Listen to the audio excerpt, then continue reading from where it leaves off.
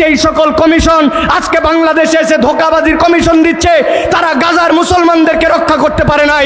তারা মুসলমানদেরকে সেই জায়গায় ক্ষুধার জ্বালায় হত্যা করছে, সেই জায়গায় তাদের কোনো মাথা ব্যথা নাই। আর এই দেশের মানুষ যারা শান্তিপ্রিয় মানুষ, যারা এই দেশের মানুষ নীরব নিজের ধর্ম পালন করে, এই জায়গার মানুষ তাদের যারা ভাই ব্রাদার অন্য ধর্মাবলম্বী আছে তাদেরকে সুন্দর করে আগলায় রাখে, তাদের মন্দিরকে প্রয়োজনে পাহারা দেয় যাতে কোনো দুষ্কৃতিকারী অন্যায় করতে পারে না।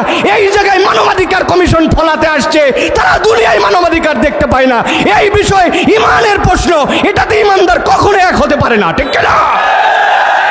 প্রিয় ভাইয়েরা, এই জন্য আমি বলবো, সংখ্যায় আমরা কম হতে পারি, লোকজন আমাদেরকে বলতে পারে কোথায় তোমাদের লোক। আমাদের লোক বেশি দরকার নাই। ইমানদাররা কখনো অস্ত্রের বলে জিতে নাই। ইমানদারদের সাথে একটা বল ছিল, সেটা হচ্ছে ইমানই বল। যতক্ষণ পর্যন্ত আমরা এই ঐক্যবদ্ধতার স্বপ্ন নিয়ে সীমিত স্বার্থকে ত্যাগ করে এক থাকবো, এই ইমানের বল দিয়েই মুসলমানরা বিজয়ী হবে ইনশাআল্লাহ।